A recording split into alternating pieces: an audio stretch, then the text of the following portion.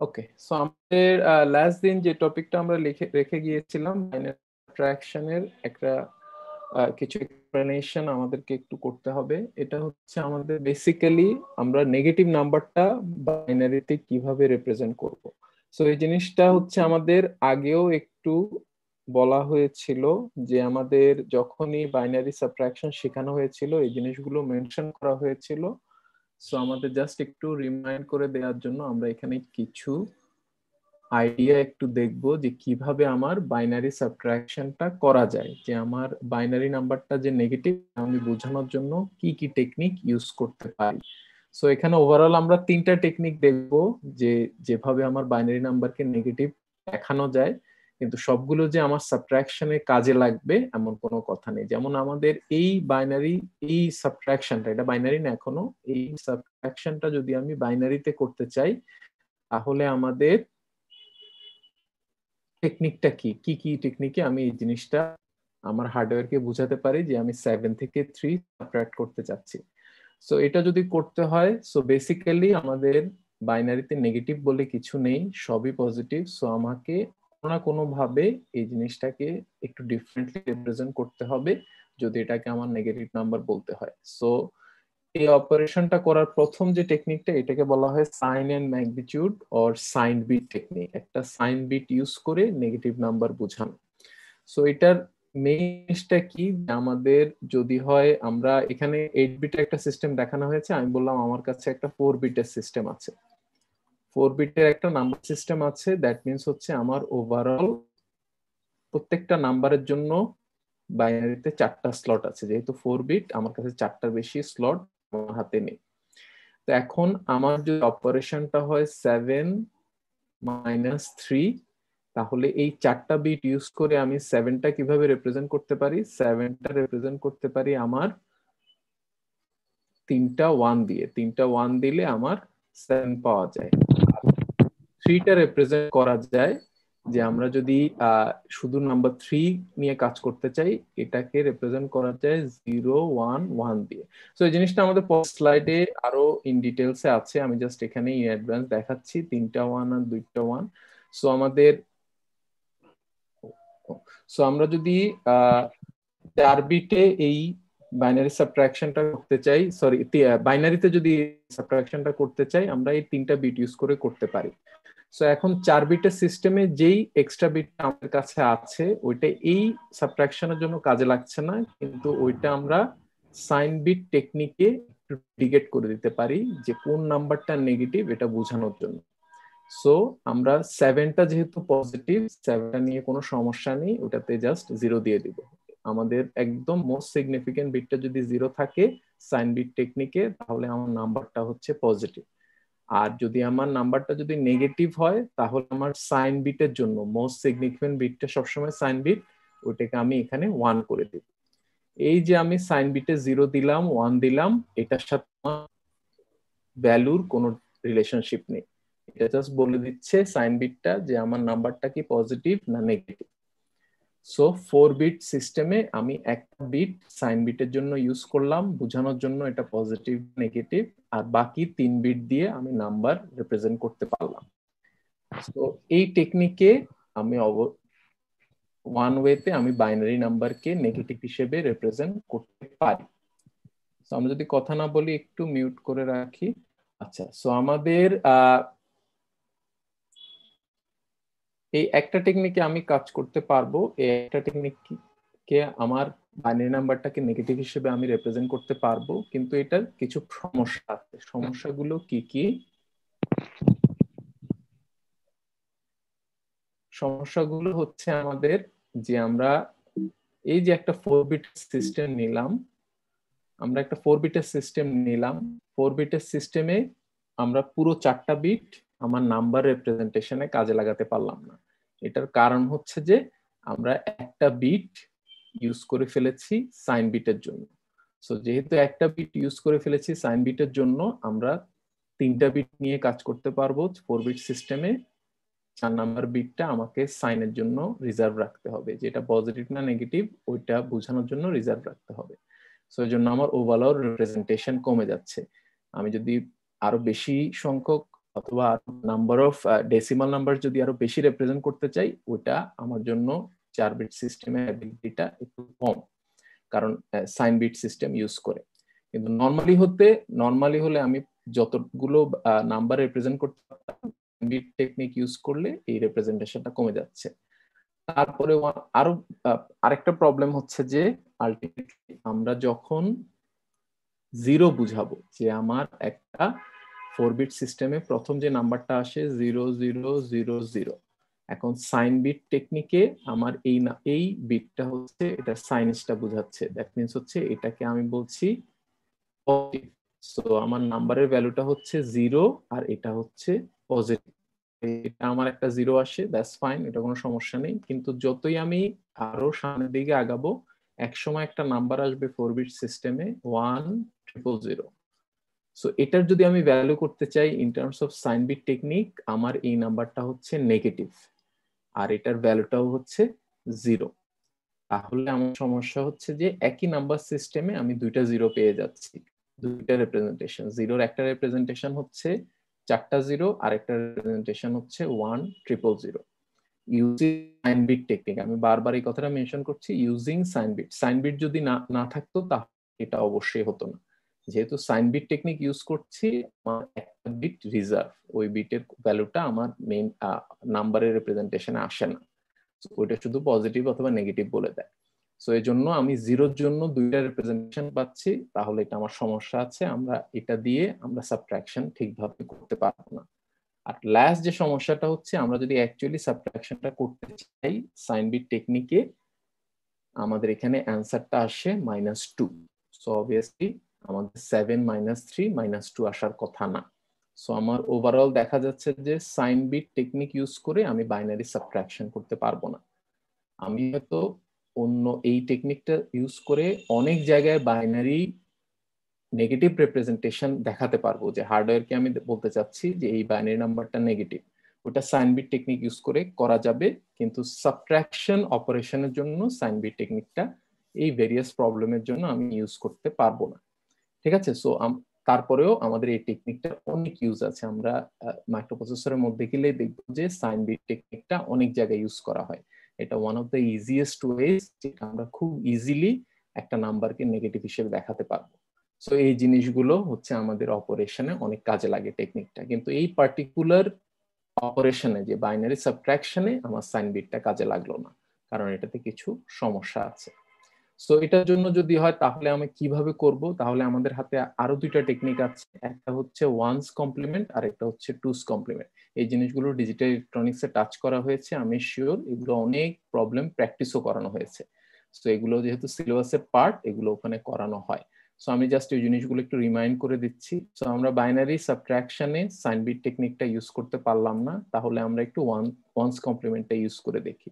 So once কমপ্লিমেন্টটা হচ্ছে basically এটা negative number সেটাকে জাস্ট রিভার্স করে দেওয়া। সো আমাদের নেগেটিভ নাম্বারটা ছিল যে আমাদের এটা জাস্ট একটা নর্মাল ওয়ান্স কমপ্লিমেন্ট দেখানো হচ্ছে, 1001 এর ওয়ান্স কমপ্লিমেন্টটা হচ্ছে 0110। জাস্ট যেখানে 1 সেখানে 0 হয়ে যাবে, আর যেখানে 0 সেখানে 1 হয়ে যাবে। সো এইভাবে কমপ্লিমেন্ট করা হয়। সো ফর আওয়ার পারপাস, যে আমরা বাইনারি সাবট্রাকশনের জন্য যদি এটা ইউজ করতে চাই, আমরা যেটা করব, আমাদের যেটা নেগেটিভ নাম্বার, আমরা এটার দিকে না তাকাই, এটা আমরা অলরেডি, আমাদের এটা কোনো কাজে লাগেনি, সাইন এন্ড ম্যাগনিটিউড, আমরা এখন ওয়ান্স কমপ্লিমেন্ট করছি। তাহলে আমরা যেটা করব, পজিটিভটা পজিটিভ থাকবে, এখনো 4 বিট সিস্টেমে আছি, ওটা নিয়ে কোনো সমস্যা নেই। নেগেটিভটার আমি 1 কমপ্লিমেন্ট করে দিই। নেগেটিভটা যদি 1 কমপ্লিমেন্ট করে দেই, আর তারপরে যদি আমাদের সাবট্রাকশন গুলো আমরা করি, আমাদের ওভারঅল ক্যারি সহ আমাদের ফাইনাল রেজাল্ট আসে 0100। এটা হচ্ছে 4, কোনো সমস্যা নেই, আমাদের অ্যান্সার ঠিক আছে। সো অ্যান্সারটা হয়েছে, কিন্তু আমরা একটু চেক করতে হবে আমাদের রিপ্রেজেন্টেশন গুলো ঠিক আছে কিনা, ওয়ান্স কমপ্লিমেন্ট করে কোনো সমস্যা হয় কিনা। সো এটা করে আমরা যদি ওইটা চেক করে দেখি ওয়ান্স কমপ্লিমেন্ট করে কোনো রিপ্রেজেন্টেশনের সমস্যা হয় কিনা, অপারেশন ঠিক আছে কিন্তু রিপ্রেজেন্টেশন, নেগেটিভ নাম্বার রিপ্রেজেন্টেশনে কোনো সমস্যা আছে কিনা, ওটা যদি হয় তাহলে আমরা যদি একটু চেক করে দেখি, আমরা দেখবো যে আমাদের এখানেও দুইটা 0 আসে। কিভাবে দুইটা 0 আসে, যে আমার যদি হয় আমার অপারেশনটা 7 - 0, অবভিয়াসলি আমার 0 কে এখানে 1 কমপ্লিমেন্ট করার কিছু নেই, আমাদের 0 কখনো একটা সাবট্রাক্ট হয় না। সো বেসিক্যালি আমাদের এটা কোনো অপারেশন না। সো এখানে আমার রিপ্রেজেন্টেশনটা ওয়ান্স কমপ্লিমেন্ট করব না, এটা আমার বেসিক্যালি 0 0 0 0। সো এটা হচ্ছে আমার একটা নাম্বার সিস্টেমের 0, এটা হচ্ছে নরমাল পজিটিভ 0। কিন্তু আমার যদি এখন রিপ্রেজেন্টেশনটা হয়, আমি বললাম 20 মাইনাস আমি বললাম 16, তাহলে এই যে নেগেটিভ নাম্বার -16 এটার 4 বিট রিপ্রেজেন্টেশন হচ্ছে 1 1 1 1। এটা যদি আমরা একটু ক্যালকুলেট করে দেখি আমাদের 16 পাবো। এখন অবভিয়াসলি এটাকে -16 বোঝাতে হলে এই যে রিপ্রেজেন্টেশনটা 4টা 1, এটাকে -16 বোঝাতে হলে আমাদের এটাকে আমাদের অ্যাকর্ডিং টু ওয়ান্স কমপ্লিমেন্ট আমাদের এটাকে ওয়ান্স কমপ্লিমেন্ট করতে হবে। সো ওয়ান্স কমপ্লিমেন্ট করলে এটা কি হয়, এটা আবার 4টা 0 হয়ে যায়। তাহলে এই ওয়ান্স কমপ্লিমেন্ট ইউজ করেও আমার দেখা যাচ্ছে সাবট্রাকশন অপারেশনে 2টা 0 আসার চান্স আছে। আমরা পজিটিভ 0 একটা পাচ্ছি, আমরা নেগেটিভ 0 একটা পাচ্ছি। তাহলে আমাদের অ্যান্সারটা ঠিকই ছিল, কিন্তু দেখা যাচ্ছে যে 2-1টা অপারেশনে হয়তো প্রবলেম হতে পারে। যেমন 16টা সাবট্রাক্ট করতে গেলে ওয়ান্স কমপ্লিমেন্টের থ্রুতে আমাদের হয়তো অপারেশন সমস্যা হবে, 2টা 0 চলে আসতে পারে, এখানে অ্যান্সার ভুল আসতে পারে। তাহলে আমরা এখন সাইন এন্ড ম্যাগনিটিউডটা ইউজ করতে পারলাম না, ওয়ান্স কমপ্লিমেন্টটাও ইউজ করতে পারলাম না এই সমস্যাটার জন্য। তাহলে আমরা আমাদের হাতে আরেকটা টেকনিকই আছে যেটার নাম হচ্ছে টুস কমপ্লিমেন্ট। তাহলে আমরা আমি বাইনারি লিখে স্যার এইভাবে আসে স্যার। আমি সবগুলো শেষ করি, তারপরে আমি সবগুলো শেষ করি, তারপরে আমি শেষ করছি। ঠিক আছে, এটা হচ্ছে আমাদের, আমরা যদি করি এটা 15 16, এটা কিছু একটা হবে 2 to the power 0 2 to the power 1 2 to the power 2 2 to the power 3 15। আচ্ছা 15। সো যাই হোক, আমি যেটা বোঝাতে যাচ্ছি যে আমাদের এখানে 2টা 0 আসে, যেটা 15 16 যেটাই আমাদের এখানে 2টা 0 আসে। তাহলে এটা যদি আমাদের হয়, তাহলে আমরা যেহেতু 2টা টেকনিকই কাজে লাগাতে পারলাম না, তাহলে আমরা একটু লাস্ট টেকনিকে চলে যাই। এটা হচ্ছে আমাদের জন্য টুস কমপ্লিমেন্ট। টুস কমপ্লিমেন্ট কি, 1 কমপ্লিমেন্ট করে এটার সাথে 1 যোগ করে দেওয়া। সো এটার সাথে যদি আমরা 1 যোগ করে দিই, যেমন আমাদের আবারও অপারেশনটা হচ্ছে 7 3 করার চেষ্টা করছি, নেগেটিভ নাম্বারটা -3, এটা কিভাবে হার্ডওয়্যারকে বুঝাবো। তাহলে এটার বাইনারি করলাম 0 0 1 1। আবার এখন কোশ্চেন হতে পারে 4 বিট কেন নিয়েছি, আমার নাম্বার সিস্টেমটা হচ্ছে 4 বিট এই সিস্টেমের জন্য। এটা যদি 8 বিট 16 বিট হতো এগুলো আরো লম্বা হতো, জাস্ট আমার বোঝার সুবিধার জন্য আমি 4 বিট নিয়েছি। তো 4 বিট যদি হয় তাহলে আমার বাইনারি নাম্বার হচ্ছে 0 0 1 1 3 এর জন্য। এটা টুস কমপ্লিমেন্ট করলাম, টুস কমপ্লিমেন্ট করে আমি পেলাম 1 1 0 1। এটা হচ্ছে টুস কমপ্লিমেন্ট করার পর এখন দেখি এটা সাবট্রাক্ট করে, বাইনারি সাবট্রাক্ট করে আমাদের অ্যান্সার ঠিক হয় কিনা। আমরা যদি এখানে চেক করে দেখি, আমাদের অ্যান্সার ক্যারিটা ইগনোর করে আমাদের অ্যান্সার ঠিক আছে, এটা 4ই এসেছে। আর আমাদের 0 সমস্যাও নেই, কারণ হচ্ছে যে আমাদের 1 1টাকে ওয়ান্স কমপ্লিমেন্ট করে 1 যোগ করে দিলে আমাদের ওই 0 সমস্যাটাও আর থাকে না। ঠিক আছে, সো আমাদের ওভারঅল যেটা আমরা দেখতে পাচ্ছি, আমাদের হাতে 3টা টেকনিক ছিল। সো আমরা যদি টেকনিক গুলো লিখি, সাইন বিট একটা টেকনিক ছিল, সাইন এন্ড ম্যাগনিটিউড, আমি যে সাইন বিট লিখছি। তারপরে আমাদের ওয়ান্স কমপ্লিমেন্ট একটা টেকনিক ছিল, আর হচ্ছে টুস কমপ্লিমেন্ট একটা টেকনিক ছিল। সো যে জিনিসগুলো আমাদের জন্য ভ্যালিড, এগুলো হচ্ছে যে আমরা জাস্ট এই ইনফরমেশনটা তোমাকে জানানো হলো, কারণ বাইনারি অ্যাডিশন সাবট্রাকশন আমাদের মাইক্রোপ্রসেসরে করতে হবে, আর সাবট্রাকশন করার সময় আমার টুস কমপ্লিমেন্টটা কাজে লাগবে। কিন্তু এই অপারেশনটাও আমাদের আরো অপারেশনে নেগেটিভ নাম্বার আসতে পারে, তখন আমার ওয়ান্স কমপ্লিমেন্টও কাজে লাগবে, আমার সাইন বিটও কাজে লাগবে। সো এই জিনিস সবগুলো জিনিসই ইম্পর্টেন্ট, আমাদেরকে একটু রিভিউ করতে হবে। স্পেশালি সাইন বিট টেকনিকটা অনেক জায়গায় আমাদের ইউজ হবে, এই জিনিসটা ফ্ল্যাগিং এর কাজে লাগে, অপারেশনের কন্ডিশন বোঝাতে লাগে সাইন বিটটা। সো ওই টেকনিকটা আমাদের জন্য খুবই ইম্পর্টেন্ট, কিন্তু এখানে আমাদের কাজে লাগলো না। সো এই জিনিসগুলো আমাদের যারা আমরা জিনিসগুলো মনে নেই, আমাদের এগুলো টাচে নেই, আমরা আগে ডিজিটাল ইলেকট্রনিক্স এর নোট অথবা বই দেখে এই জিনিসগুলো একটু রিভিউ করতে হবে। ওয়ান্স কমপ্লিমেন্ট করা, টুস কমপ্লিমেন্ট করা, এই জিনিসগুলোর সাথে আমাদের খুব কুইকলি ফ্যামিলিয়ার হয়ে যেতে হবে। আমাদের কুইজ 1-এই কিছু কোশ্চেন থাকবে এইসব নাম্বার সিস্টেমের ক্যালকুলেশনের ডিফারেন্ট টেকনিকগুলো আমরা ইউজ করতে পারি কিনা। সো এই জিনিসগুলো আমাদের যদি একটু প্র্যাকটিস হয়ে যায়, এগুলো সহজ জিনিস, কিন্তু জাস্ট একটু প্র্যাকটিসের ব্যাপার, না হলে আমরা এমসিকিউ গুলো অ্যান্সার করতে পারবো না। ঠিক আছে। সো আমরা এটা নিয়ে আমি যেটা বললাম, আবারও আমাদের অপারেশনটা ছিল বাইনারি সাবট্রাকশন। আমরা তিনটা টেকনিক ইউজ করলাম two represent the negative number. যে বাইনারির কোনো নেগেটিভ হয় না, তাহলে আমি কিভাবে বুঝাবো যে এটা একটা সাবট্রাকশন অপারেশন, হার্ডওয়্যারকে বুঝাতে হবে। সো এটা বোঝানোর জন্য আমাদের হাতে তিনটা টেকনিক হাতে ছিল। প্রথম দুইটা আমাদের সমস্যা আছে রিপ্রেজেন্টেশনে, একটাতে representation and in terms of answer আমাদের সমস্যা হচ্ছে রেজাল্ট নিয়ে। কিন্তু একদম থার্ড যে টেকনিকটা ইউজ করলাম তখন দেখলাম যে না, আমাদের সবকিছু ঠিক আছে। ওকে, সো আমাদের যদি এই তিনটা টেকনিক নিয়ে কোনো যদি কোশ্চেন থাকে আমরা এখন একটু করে ফেলতে পারি, না হলে আমরা অ্যাকচুয়াল মাইক্রোপ্রসেসরের থিওরিতে আমরা মুভ করব। স্যার, টুস কমপ্লিমেন্ট করার পরে আমরা নেগেটিভটাকে তো টুস কমপ্লিমেন্ট করলাম, দেন স্যার ওইটাকে আমাদের ফার্স্ট যেটা পজিটিভ ছিল ওটার সাথে অ্যাড করতে হবে তো লাস্টে। কি করা হয়েছে এখানে আমরা একটু দেখি।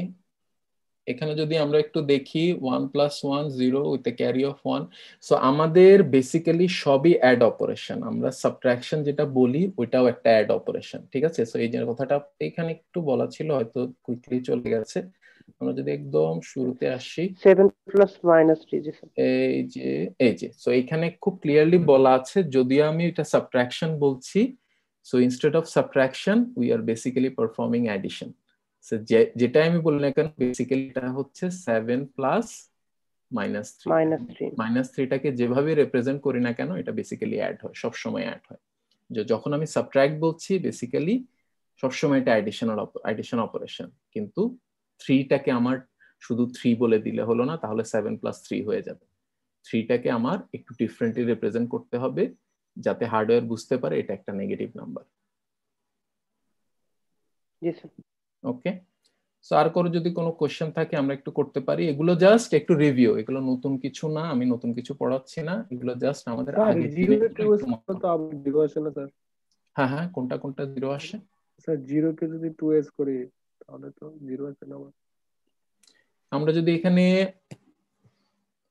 কাকে আমরা 0 কে 2's কমপ্লিমেন্ট কেন করব? আমাদের সবসময় যেটা হচ্ছে যে 7 - 0 যখনই হয় এই অপারেশনটা আমাকে করতে হয় না। সো এখানে আমাকে কোনো কমপ্লিমেন্ট করতে হবে না, নেগেটিভ 0 বলে কিছু নেই। এটা জাস্ট আমাদের এখানে নেগেটিভ 0 বলে আমাকে কিছু বুঝাতে হবে না, কারণ 7 থেকে 0 নেগেটিভ হয় না। কিন্তু আমাকে যেটা করতে হবে, যদি আমার অন্য টাইপের নেগেটিভ রিপ্রেজেন্টেশন আসে ওইটাকে আমি 2's কমপ্লিমেন্ট করব, কিন্তু 0 থাকলে 0 কে আমি কখনো 2's কমপ্লিমেন্ট করব না। বুঝতে পারলাম? তো এই জিনিসগুলো একটু রিভিউ করতে হবে, আগের জিনিস, এগুলো আমাদের ক্লাসে করা হয়েছে, আমি শিওর ডিজিটালে আমাদের অনেক প্রবলেমও করানো হয়েছে। সো আমাদেরকে এই জিনিসগুলো জাস্ট একটু রিভিউ করে আনতে হবে। আদার দেন দ্যাট আমাদের মোটামুটি ম্যাথমেটিক্যাল জিনিসগুলো এতটুকুই। এরপরে আমাদের নেক্সট ফিউ ক্লাসেসে আমরা বেসিক্যালি কিছু থিওরি আমাদেরকে দেখতে হবে, কিছু অপারেশনাল স্টেপস, কিছু আর্কিটেকচার নিয়ে আমাদের কথা বলবো, মাইক্রোপ্রসেসরের ভিতরে কি আছে, কোন ইউনিটের কাজ কি, এই জিনিসগুলো জাস্ট বেসিক ইনফরমেশন। অনেক ইনফরমেশন আমাদের হাতে আসবে, এই জিনিসগুলো আস্তে আস্তে আমাদের একটু টার্ম গুলো বুঝতে হবে, ডিফারেন্ট ইউনিটের নামগুলো বুঝতে হবে, এগুলোর কাজ কি, এই ইনফরমেশন গুলো আমাদের একটু মাথায় রাখতে হবে। সো এখন জাস্ট এর পরের থেকে আমাদের আর তেমন কমপ্লিকেটেড কিছু নেই, জাস্ট বেসিক কমপ্লিকেশন হচ্ছে আমাদের নতুন জিনিসের সাথে একটু ফ্যামিলিয়ার হওয়া। সো এটা যদি হয় তাহলে আমরা আস্তে আস্তে একটু লেকচার 2 তে মুভ করি। এরপরে যদি কোনো কোশ্চেন আসে মাথায় আমরা করে ফেলবো, এটা অ্যান্সার করার চেষ্টা করব। সো আমাদের নেক্সট আপ হচ্ছে আমরা বেসিক্যালি আমরা এখন microprocessor, different types of microprocessor, একটা জেনারেল পারপাস মাইক্রোপ্রসেসরের ভিতরে কি থাকে আর্কিটেকচারে, এই জিনিসগুলো সম্পর্কে আজকে আমরা একটু জানবো। তারপরে ইউনিট বাই ইউনিট গিয়ে আমরা ওই জিনিসগুলো একটু এক্সপ্লেন করার চেষ্টা করব। সো আমাদের ওভারঅল যে আইডিয়াগুলো এগুলো আমরা রিয়েল লাইফ থেকে নিতে পারি, যে টাইপ অফ প্রসেসর, আমরা সব টাইপের প্রসেসরই আমাদের আশেপাশে আছে, আমাদের শুধু একটু রেকগনাইজ করতে হবে কোন ডিভাইসে কি টাইপের প্রসেসর ইউজ করা হয়। আর তারপরে basic architecture of microprocessor, normally যত পুরনো মাইক্রোপ্রসেসরই হোক, যত নতুন মাইক্রোপ্রসেসরই হোক, বেসিক আর্কিটেকচারটা সবার কাছাকাছি, একদম সেম আমি বলবো না, কিন্তু কাছাকাছি। অ্যাটলিস্ট আমাদের বেসিক আর্কিটেকচারটা বুঝলে একদম লেটেস্ট মাইক্রোপ্রসেসরের সার্কিটটাও আমরা একটু আইডিয়া করতে পারবো। অবভিয়াসলি কোনো একটা মডেলের সাথে আরেকটা মডেলের হিউজ ডিফারেন্স থাকবে, স্পেশালি ডিফারেন্ট জেনারেশনে, কিন্তু বেসিক আর্কিটেকচারটা সবসময় সেম থাকবে। সো এই দুইটা জিনিস আমরা একটু আলাদা করা শিখবো, যে আর্কিটেকচার আর অ্যাকচুয়াল ডিজাইন কখনো সেম হয় না। আর্কিটেকচার হচ্ছে আমাকে বেসিক ফান্ডামেন্টালটা দেওয়ার জন্য, যে এই টাইপের সার্কিটটা, এই টাইপের ডিভাইসটা কি কি থাকা উচিত এর মধ্যে, ওইটা আমাকে আর্কিটেকচার আইডিয়া দিবে। কিন্তু অ্যাকচুয়াল ডিজাইনিং এ অনেক কিছু চেঞ্জ হতে পারে। আমাদের যেটা এখানে যেটা ব্লক ডায়াগ্রাম দেখা যাচ্ছে ওইভাবেই সবকিছু বসে যাবে এমন কোনো কথা নেই। সো এই দুটা জিনিস আমাকে একটু ডিস্টিংগুইশ করা শিখতে হবে। সো আমরা প্রথমে যাই একটু টাইপ অফ মাইক্রোপ্রসেসর। এগুলো জাস্ট নর্মাল কথাবার্তা। এখানে হচ্ছে যে আমাদের টু টাইপস আছে, general purpose, single purpose. So এগুলো আমরা খুব ইজিলি বুঝতে পারি। আমাদের জেনারেল পারপাস হচ্ছে আমাদের সেলফোন গুলো, আমাদের ল্যাপটপ, পিসি, এগুলো হচ্ছে জেনারেল পারপাস প্রসেসর। কেন আমি একটু পরে আসছি। আর সিঙ্গেল পারপাস প্রসেসর হচ্ছে আমরা যে হ্যান্ডহেল্ড অনেক ডিভাইস ইউজ করি, আমরা ভিডিও ক্যামেরা ইউজ করি যেগুলোতে আমাদের স্মার্ট স্ক্রিন আছে, ডিজিটাল ক্যামেরা ইউজ করি উইথ স্ক্রিন, তারপরে আমাদের স্মার্ট ফ্রিজ আমরা হয়তো দেখেছি, স্মার্ট ওভেন, আমাদের ক্যাম্পাসে একটা এসি সিস্টেম ছিল উইথ স্ক্রিন। সো যেখানে আমাদেরকে টেম্পারেচার কন্ট্রোলিং সহ আরো অনেক ফাংশনালিটি ছিল। সো এই টাইপের সিস্টেম যেগুলো কাজ হচ্ছে শুধুমাত্র একটা কাজ, ডিজিটাল ক্যামেরার কাজ হচ্ছে ছবি তোলা, ছবিটা প্রসেস করা। আমাদের এসি সিস্টেমের কাজ হচ্ছে টেম্পারেচার কন্ট্রোল করা, ইউজারকে দেখানো কারেন্ট টেম্পারেচার কত, এয়ার ফ্লো কন্ট্রোল করা। সো সবকিছু একটা স্পেসিফিক কাজের জন্য ওই প্রসেসর গুলো কাজ করছে। যখনই আমার একটা স্পেসিফিক টাস্কের জন্য প্রসেসর ইউজ করা হবে, ওগুলোকে বলা হবে সিঙ্গেল পারপাস প্রসেসর। আর আমাদের ল্যাপটপ, ফোন, পিসি, এই প্রসেসর গুলো অনেক কাজ করে, অনেক ডিফারেন্ট টাইপস অফ সফটওয়্যারও চালায়। ও যদি চায় হার্ডওয়্যারের আমাদের এই টাইপের ক্যামেরা চালানোর মতো সফটওয়্যারও চালাতে পারবে, ও আমাকে ওয়ার্ড ফাইল টাইপ করার মতো সফটওয়্যারও চালাতে পারবে, গেম চালাতে পারবে, ব্রাউজারও চালাতে পারবে ইন্টারনেট অ্যাক্সেসের জন্য। সো এই যে ডিফারেন্ট টাইপস অফ সফটওয়্যারও চালাতে পারে, ডিফারেন্ট টাইপস অফ টাস্কও করতে পারে, এজন্য এটাকে আমি বলছি জেনারেল পারপাস প্রসেসর। সো এই দুইটা আমাদেরকে একটু ডিস্টিংগুইশ করা শিখতে হবে। এগুলো আমাদের জন্য একদম fundamental knowledge as an electrical engineer, যে এই জিনিসগুলো বুঝা যে কোন টাইপের ডিভাইসে কি টাইপের প্রসেসর দেয়া হয়।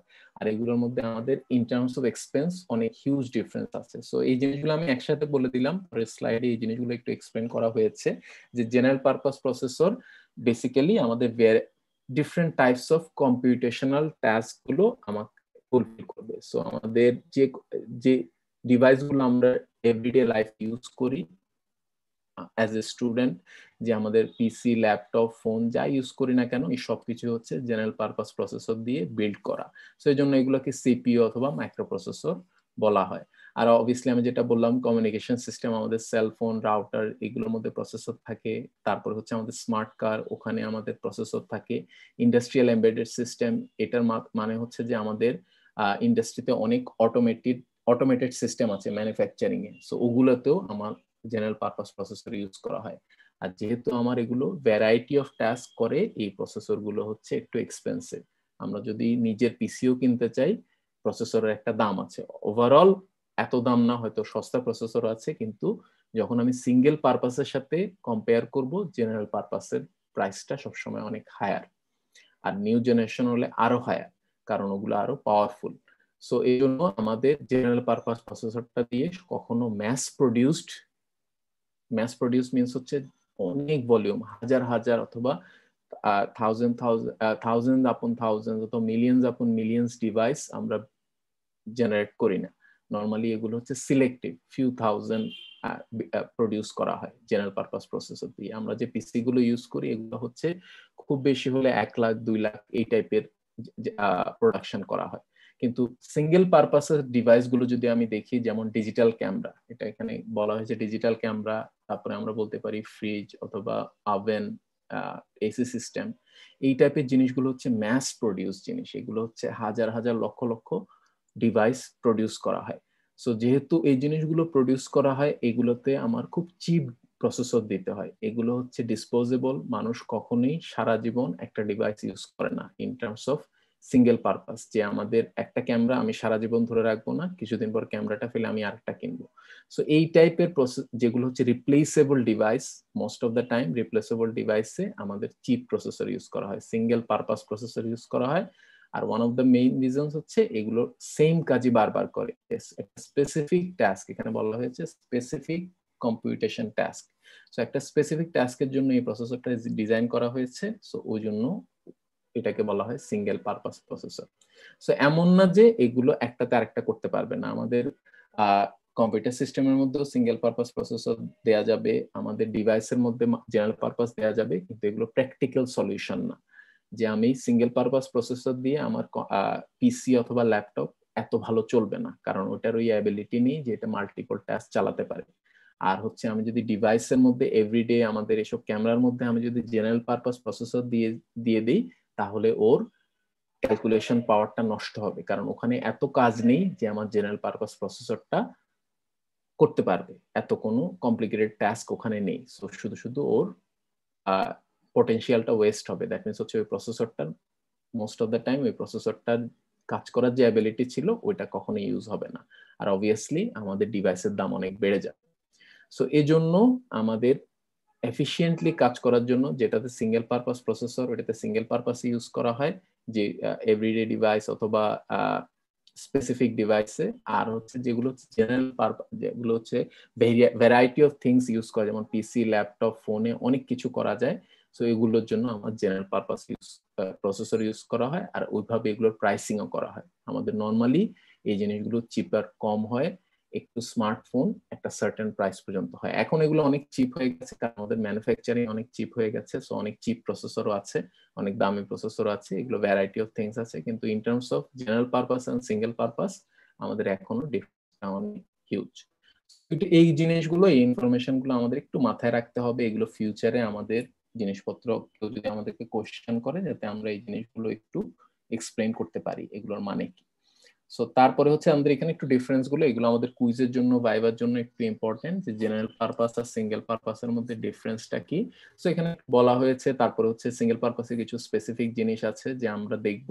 মাইক্রোপ্রসেসরের মধ্যে নর্মালি কোনো মেমোরি থাকে না, কিছু টেম্পোরারি মেমোরি থাকে। মেমোরি বলতে আমরা যা বুঝি ওগুলোকে বলে রেজিস্টার, মাইক্রোপ্রসেসরের মধ্যে যেটা থাকে ওটা আমরা একটু পরে দেখবো। যাই আমাদের সিঙ্গেল পারপাস প্রসেসরের মধ্যে কোনো টাইপের মেমোরি থাকে না, ওর ওই মেমোরি কিন্তু অবভিয়াসলি সিস্টেম থাকে, প্রসেসরের মধ্যে মেমোরি থাকে না, কিন্তু ওভারঅল কম্পিউটার সিস্টেম মেমোরি থাকতেই হবে। মেমোরি না থাকলে কম্পিউটার সিস্টেম চলবে। সো মেমোরিটা অ্যাবসলিউট পার্ট কম্পিউটার সিস্টেমের, কিন্তু প্রসেসরে মাঝে মধ্যে থাকতে পারে মেমোরি, নাও থাকতে পারে। সো ডিপেন্ডিং অন যে এটা সিঙ্গেল পারপাস না জেনারেল পারপাস। তারপরে হচ্ছে যে আমাদের সিঙ্গেল পারপাস অনেক ফাস্টার হবে, স্মল সাইজ হবে, চিপার হবে, এটাই সিঙ্গেল পারপাসের সাথে জেনারেল পারপাসের ডিফারেন্স। সো এই জিনিসগুলো আমরা একটু মনে রাখবো, এগুলো আমাদের কুইজে কাজে লাগবে, এগুলো আমাদের ভাইভাতেও এই ইনফরমেশন গুলো একটু কাজে লাগবে। ঠিক আছে, সো আমাদের একটু পড়াশোনা করতে হবে এগুলো নিয়ে। যদি আমরা আরো পড়তে চাই, আমরা যে কোনো একটা বই খুললে অথবা একটু গুগল করলেই জিনিসগুলো সম্পর্কে আরো ইন ডিটেল আইডিয়া পাওয়া যাবে। এখন আমরা বেসিক আর্কিটেকচারে একটু চলে যাই, যে আমরা অ্যাকচুয়ালি এখানে কি দেখা করছি, যে আমাদের একটা প্রসেসরের মধ্যে কি কি ইউনিট আছে, নর্মালি কি কি ইউনিট থাকতে হয়। অবভিয়াসলি সবসময় একই রকম হবে এমন কোনো কথা নেই, বেসিক কিছু ইউনিট সবসময় থাকবে, এরপরে additional model to model additional unit আসবে, অ্যাডিশনাল মেমোরিজ অ্যাড হবে, অ্যাডিশনাল ফ্যাসিলিটিস অ্যাড হবে। এইভাবেই মাইক্রোপ্রসেসরটাকে ইমপ্রুভ করা হয়।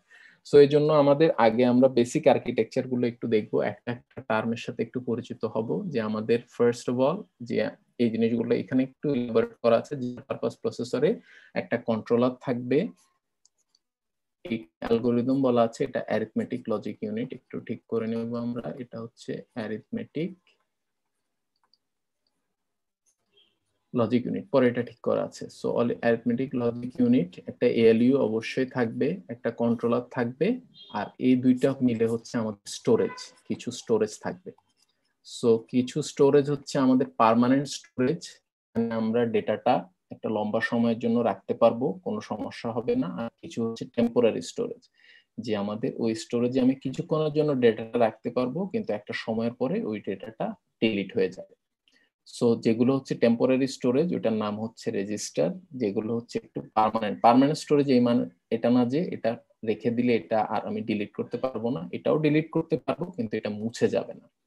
ঠিক আছে, সো একটা হচ্ছে আমাদের জন্য টেম্পোরারি, একটা হচ্ছে আমাদের জন্য পার্মানেন্ট ইন টার্মস অফ এটা দিলে ডিলিট হয়ে যাবে না।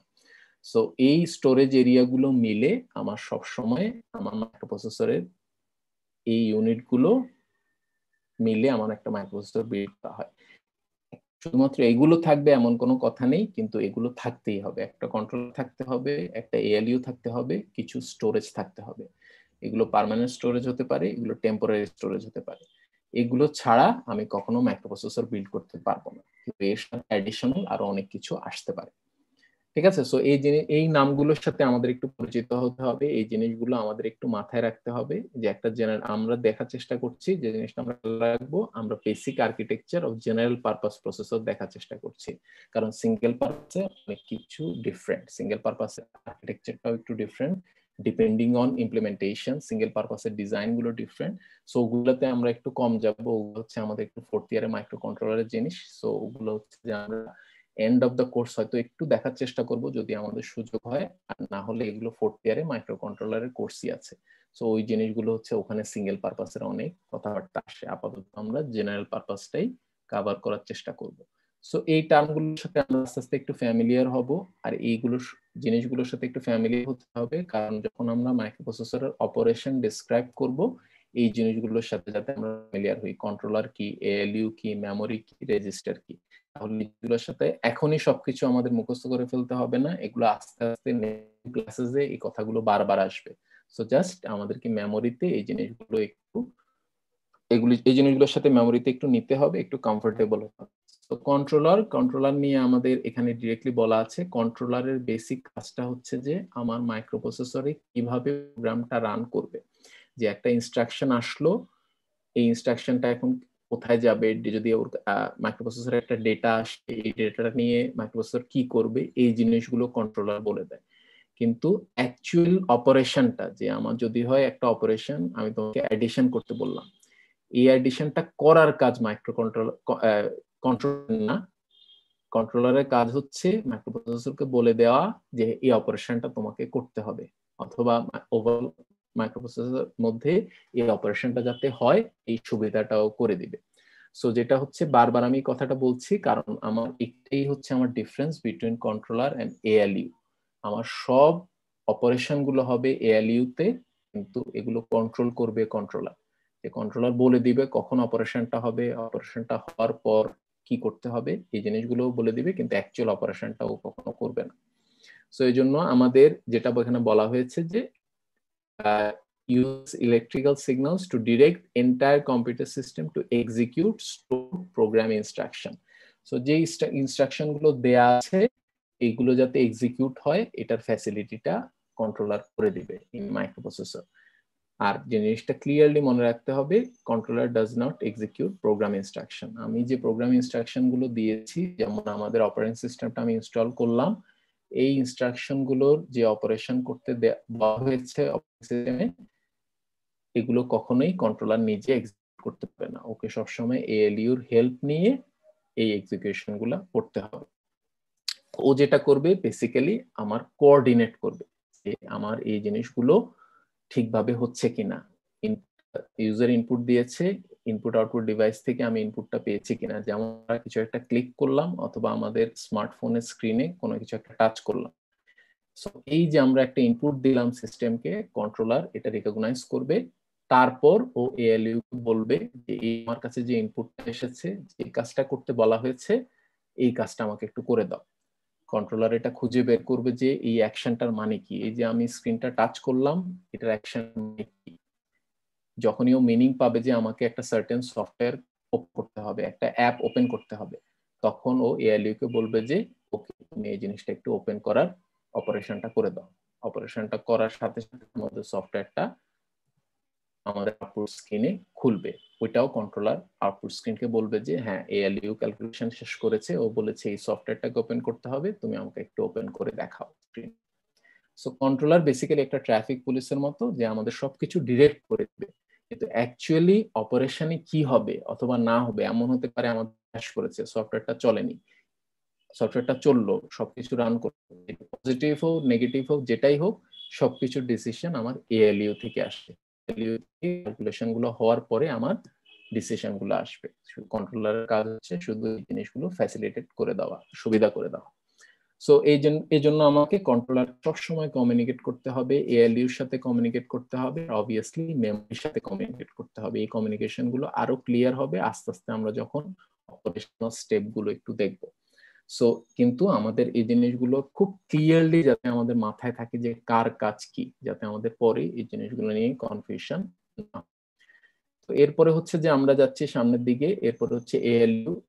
সহজ কথা, এএলইউর কাজ হচ্ছে সব টাইপের, যেটা বলা হয়েছে অ্যারিথমেটিক অপারেশন গুলো করা, লজিক্যাল অপারেশন, ডিসিশন গুলো নেওয়া।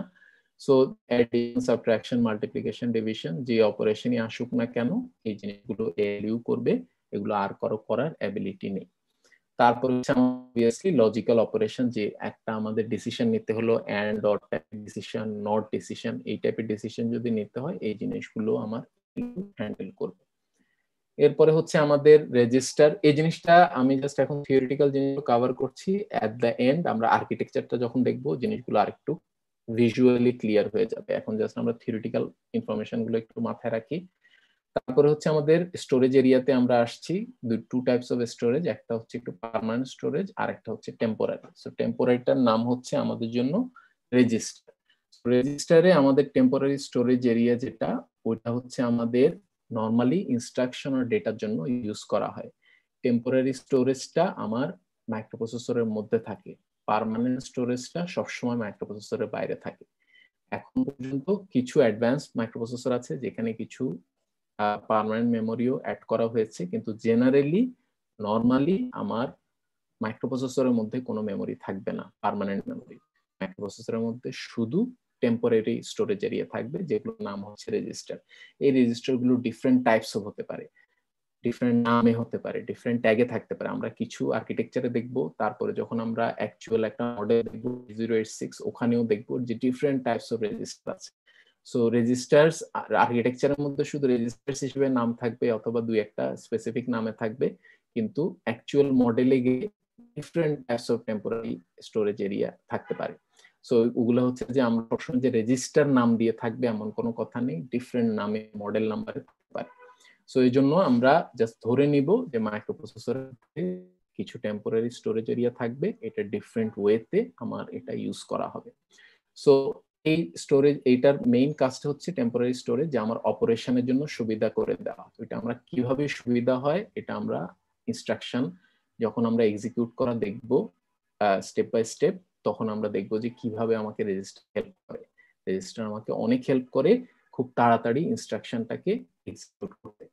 সো এই জন্য আমার এটা নট পার্ট অফ মেমোরি, এই কথাটা একটু মনে রাখতে হবে, আমাদের এই ইনফরমেশন গুলো একটু মনে রাখতে হবে। এগুলো হচ্ছে যে অ্যাডিশনাল স্টোরেজ লোকেশন, যা আমাকে খুব স্পিডি ওয়েতে ইনস্ট্রাকশন আর ডেটা এক্সিকিউট করতে হেল্প করে। ঠিক আছে, সো এই হেল্প কিভাবে হয় ওইটাও আমরা ইনস্ট্রাকশন এক্সিকিউশনের সময় আমরা দেখবো, যে আমার রেজিস্টার থাকার কারণে অনেক কাজ খুব তাড়াতাড়ি হয়ে যায়। আমাকে যদি বারবার মেমোরিতে গিয়ে কাজ করতে হয় তাহলে আমার in terms of nanosecond, millisecond সময় হয়তো এক্সট্রা লাগবে, কিন্তু আমার সিস্টেমের জন্য এটা huge time. As a user আমাদের জন্য, আমাদের চোখে এই জিনিসটা খুব একটা ডিফারেন্স না, কিন্তু সিস্টেমের জন্য এডিশনাল মিলিসেকেন্ড অথবা এডিশনাল ফিউ সেকেন্ড যদি লাগে বারবার মেমোরিতে গিয়ে সবকিছু অ্যাক্সেস করতে, তাহলে আমাদের ওভারঅল কম্পিউটার স্লো হয়ে যাবে। সো এই জন্য রেজিস্টার আমাকে অনেক হেল্প করে খুব তাড়াতাড়ি ন্যানো মিলিসেকেন্ডে আমার অপারেশন গুলো শেষ করে দেবে।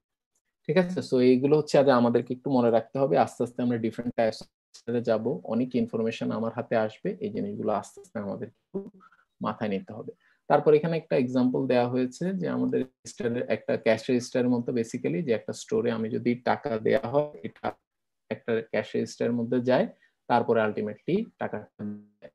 সো ব্যাংকটা হচ্ছে একটা মেমোরির মতো, আর ক্যাশ রেজিস্টারটা হচ্ছে আমার এই রেজিস্টার গুলোর মতো, একটাতে টেম্পোরারি থাকে আর একটাতে পার্মানেন্টলি আমার টাকাটা স্টোর হয়ে থাকে। সো জাস্ট একটা এক্সাম্পল দেওয়া হয়েছে, আপাতত জাস্ট আমরা চেক করি। রেজিস্টার হচ্ছে আমাদের টেম্পোরারি স্টোরেজ এরিয়া।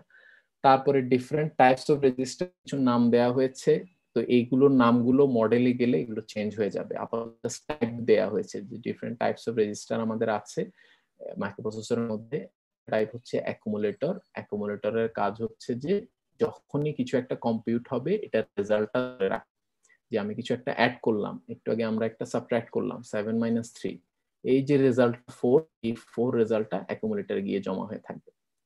সো যাই কম্পিটিশন হওয়ার সাথে সাথে অ্যাকুমুলেটরের কাজ হচ্ছে রেজাল্টটাকে ক্যাপচার করা, রেজাল্টটাকে একটু টেম্পোরারি স্টোর রাখা। তারপরে ওই রেজাল্টটা নিয়ে আমি কি করব, আরেকটা ক্যালকুলেশন করব নাকি মেমোরিতে স্টোর করে রাখবো, হোয়াট এভার ইট ইজ, ওইটা আমি পরে ডিসিশন নিতে পারবো। কিন্তু অ্যাকুমুলেটর প্রথমেই রেজাল্টটাকে সেভ করে রাখবে, কিন্তু টেম্পোরারিলি, পার্মানেন্টলি। তারপরে হচ্ছে আমাদের সেকেন্ড টাইপ হচ্ছে অ্যাড্রেস রেজিস্টার।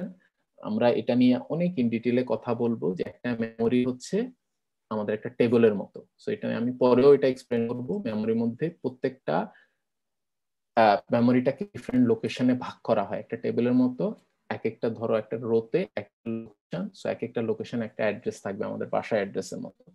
সো ওই অ্যাড্রেস গুলো দিয়ে আমি বুঝতে পারবো যে মেমোরির কোন জায়গায় যেতে হবে। এখন আমার মাইক্রোপ্রসেসরকে যদি ইনস্ট্রাক্ট হয়, মাইক্রোপ্রসেসরকে যদি বুঝাতে হয় তুমি একটা সার্টেন অ্যাড্রেসে যাও, অ্যাড্রেসে গিয়ে data instruction what ever it is একটু নিয়ে আসো, তাহলে এটা বোঝানোর জন্য আমি একটা রেজিস্টারে অ্যাড্রেস করে রাখবো, অ্যাড্রেসটা একটা নাম্বার। সো আমরা পরে দেখবো অ্যাড্রেস বেসিক্যালি একটা নাম্বার। সো ওই অ্যাড্রেসটা যে রেজিস্টারে আমি লোড করব মাইক্রোপ্রসেসরকে বোঝানোর জন্য যে কোথায় যেতে হবে, এই জিনিসটা হচ্ছে অ্যাড্রেস রেজিস্টার। অ্যাড্রেস রেজিস্টারের মধ্যে আমার মেমোরি লোকেশন গুলো ইমিডিয়েট, সব মেমোরি লোকেশন ওখানে সেভ করে রাখা পসিবল না যে ইমিডিয়েটলি আমি একটা ইনস্ট্রাকশন এক্সিকিউট করছি, সো সাডেনলি আমার একটা জায়গায় যাওয়ার দরকার হলো, কোথায় যাব মাইক্রোপ্রসেসর কিভাবে বুঝবে, কন্ট্রোলার আগে থেকে অ্যাড্রেস রেজিস্টারে ওই লোকেশনের অ্যাড্রেসটা দিয়ে রাখবে, যাতে মাইক্রোপ্রসেসর বুঝতে পারে যে আমাকে এখন এই অ্যাড্রেসে যেতে হবে। আরো ক্লিয়ার হবে আস্তে আস্তে যখন আমরা একটু অপারেশনের স্টেপ গুলো একটু এক্সপ্লেন করব স্টেপ বাই স্টেপ, তখন এই জিনিসগুলো অনেক ক্লিয়ার হয়ে যাবে। তারপরে হচ্ছে স্টোরেজ রেজিস্টার, এটা হচ্ছে বেসিক স্টোর করা, এটা হচ্ছে অন্যান্য কোনো অ্যাডিশনাল স্টোরিং এর কাজে আমাকেও হেল্প করবে। মেমোরি থেকে ডেটা নিয়ে এসে স্টোরেজ রেজিস্টারে রাখতে পারবো, অথবা স্টোরেজ রেজিস্টার থেকে মেমোরিতে ডেটা নিয়ে যেতে পারবো। আর হচ্ছে জেনারেল পারপাস, যে আগে যা কাজ বলা হলো এই কাজ, যে কোনো কাজ জেনারেল পারপাস করতে পারে।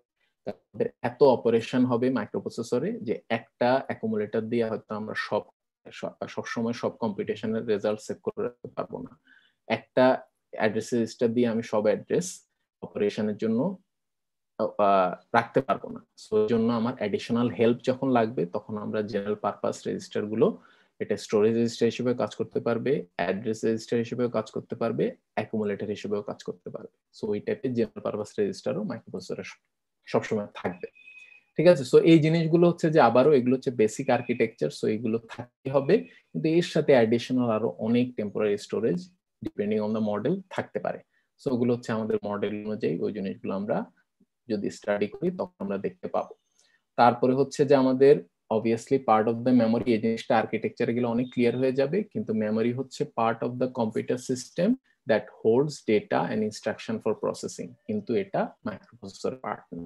সেটা আমাদের বারবার একটু মনে রাখতে হবে, যেটাকে মেমোরি বলা হয় এটা মাইক্রোপ্রসেসরের পার্ট না। মাইক্রোপ্রসেসরের মধ্যে যে স্টোরেজ থাকে এটার নাম হচ্ছে ডিফারেন্ট টাইপস অফ রেজিস্টার, কিন্তু মেমোরিটা সবসময় মাইক্রোপ্রসেসরের বাইরে থাকবে।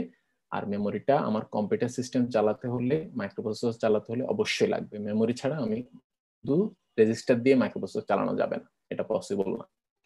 ঠিক আছে, কিন্তু আমাদের হয়তো হ্যাঁ লেটেস্ট কিছু microprocessor depending on the design, আমাদের হয়তো কিছু মাইক্রোপ্রসেসর এখন সেলফ সাফিসিয়েন্ট উইদাউট মেমোরি চলতে পারে। সো কিন্তু জেনারেল পারপাস প্রসেসরের basic in terms of basic architecture এটা চলা উচিত না। কিন্তু এখন অনেক অ্যাডভান্সড হয়েছে, আমাদের এমন মাইক্রোপ্রসেসরও এসেছে যেটা মেমোরি ছাড়া অনেক সময় অপারেট হতে পারে, কিন্তু এটা ডিফারেন্ট থিং, ওটা এক্সেপশন। কিন্তু নর্মালি জেনারেল পারপাস প্রসেসর একটা এক্সটার্নাল মেমোরি ছাড়া কখনো চলবে না। সো আমার সবসময় একটা মেমোরি দিতে হয়। এখনো আমরা পিসি, ল্যাপটপ, সেল ইউজ করি না কেন, ওখানে একটা মেমোরি থাকতে হয়। আমরা এসএসডি, এইচডিডি, যে মেমোরি ইউজ না, যে টাইপের মেমোরি, ফ্ল্যাশ মেমোরি, যে মেমোরিটা ইউজ করি না কেন, একটা টাইপের মেমোরি না দিলে আমার ডিভাইসটা কখনো চলবে না। এটা সিঙ্গেল পারপাস হোক, এটা আমাদের জেনারেল পারপাস হোক, কিন্তু অবভিয়াসলি এটা আমি জেনারেল পারপাস নিয়ে কথা বলছি, জেনারেল অবশ্যই চলবে না। সিঙ্গেল পারপাসে অনেক সময় দেখা যায় যে আমার টেম্পোরারি স্টোরেজ দিয়ে, কারণ অপারেশন গুলো টেম্পোরারি, সো টেম্পোরারি স্টোরেজ দিয়ে অনেক সময় কাজ হয়ে যায়, কিন্তু আমাদের মাইক্রোপ্রসেসরের অপারেশনে জেনারেল পারপাসে আমার একটা পার্মানেন্ট মেমোরি অবশ্যই লাগবে, না হলে আমার কম্পিউটার সিস্টেমটা চলবে না। এই ইনফরমেশন গুলো আমাদের একটু একটু গ্যাদার করতে হবে মাইন্ডে, একটু একটু করে আমাদের জিনিসটা একটু আমাদেরকে মাথায় একটু বেসিক্যালি সেভ করে রাখা, যে আমাদের যাতে কোশ্চেন আসে এই জিনিসগুলো যাতে আমরা একটু অ্যান্সার করতে পারি। তো এখন আমি যা এক্সপ্লেন করলাম এটা নিয়ে যদি আমাদের কারো কোনো কোশ্চেন থাকে একটু করতে পারি, না হলে আমি একটু সামনের দিকে যাব।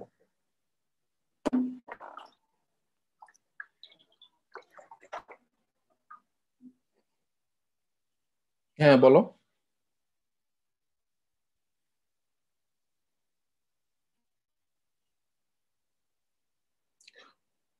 ক্যাশ হচ্ছে অন্য জিনিস। ক্যাশ হচ্ছে তোমার এগুলো হচ্ছে এটা এটা হচ্ছে আমাদের ইনস্ট্রাকশন এক্সিকিউশন গেলে বোঝা যাবে। সো আমাদের একটা প্রোগ্রামের মধ্যে লাইন বাই লাইন ইনস্ট্রাকশন থাকে। সো যখন তোমাকে একটা প্রোগ্রাম দেওয়া হয়, এটা সি প্রোগ্রামে তোমাকে দেখানো হয়েছে, সব প্রোগ্রামই লাইন বাই লাইন একটা লাইন এক্সিকিউট হয়ে তারপরে যায়। সো ক্যাশ যেটা করে মাইক্রোপ্রসেসরে, ক্যাশ আমাকে হেল্প করে এই জিনিসগুলোকে কিউ করতে। কিউ করা মিন্স হচ্ছে কার পরে কে যাবে, ঠিক আছে? সো আমার কাছে যদি একসাথে 1000 ইনস্ট্রাকশন আসে, কার পরে কে যাবে এই জিনিসটা ক্যাশ মাইক্রোপ্রসেসর হেল্প, এগুলোকে কিউতে হচ্ছে লাইন ধরে রাখা, ঠিক আছে? সো ওইটা একটু ডিফারেন্ট জিনিস, ওগুলা আমাদের জেনারেল পারপাসের আন্ডারে পড়ে না। সো জাস্ট আমি বোঝার জন্য বলছি। সো ক্যাশ বেশি থাকা মিন্স হচ্ছে ওই মাইক্রোপ্রসেসরটার প্যারালালি ইনস্ট্রাকশন এক্সিকিউট করার অ্যাবিলিটি অনেক। ক্যাশটা যদি ভালো হয় আমার মাইক্রোপ্রসেসরটা নরমালি অনেক ফাস্ট হয়, আর ক্যাশটা হাই হলে মাইক্রোপ্রসেসরটা অনেক এক্সপেন্সিভ হয়, ঠিক আছে? সো ক্যাশ জিনিসটা একটু ডিফারেন্ট, আদার দেন এই মেমোরিগুলো, মেমোরি রেজিস্টার এগুলো আলাদা জিনিস, ক্যাশটা একটু ডিফারেন্ট জিনিস। ওটাও one type of temporary memory, কিন্তু ওগুলো একটু ডিফারেন্ট, ঠিক আছে? আর কারো যদি কোনো কোশ্চেন থাকে, এগুলো একটু কোয়েরি থাকতে পারে। আমরা হয়তো রিয়েল লাইফে অনেক কিছু শুনেছি যেটা আমরা ভালো বুঝিনি in terms of computer system, আমরা কোশ্চেন করে জিনিসগুলো ক্লিয়ার হতে পারি, কারণ এই ইনফরমেশন গুলো ফিউচারে আমাদেরকে জিজ্ঞেস করা হবে। তখন যদি আমরা জিনিসটা না পারি তাহলে এটা আমাদের ফেলিয়ার, যে আমরা এখান থেকে জিনিসটা ক্লিয়ার হয়ে গেলাম। সো এই টাইপের যদি আমাদের রিয়েল লাইফের কোনো কিছু কোশ্চেন থাকে, আমরা একটু কোশ্চেন করে জিনিসগুলো ক্লিয়ার হয়ে যাব, এই ইনফরমেশন গুলো আমাদের ফিউচারে কাজে লাগবে। স্যার, হ্যাঁ বলো। স্যার গ্রাফিক্স কার্ড কি আসলে প্রসেসরের সাপোর্ট হিসেবে কাজ করতে পারে? এখন পারে। এখন হচ্ছে যে আমাদের গ্রাফিক্স কার্ডটাও অ্যাডভান্সড হয়ে গেছে, যে এটা তোমার সাপোর্টিং এ ওইভাবে সেট আপ করা যায়। এখন তোমার মেমোরিটা 2 টাইপস অফ মেমোরিও দেওয়া যায়, আমাদের পার্মানেন্ট এসএসডি এইচডিডি দুইটাই দেওয়া যায়। সো এগুলো অনেক অ্যাডভান্স সিস্টেমে, এগুলো অনেক আছে।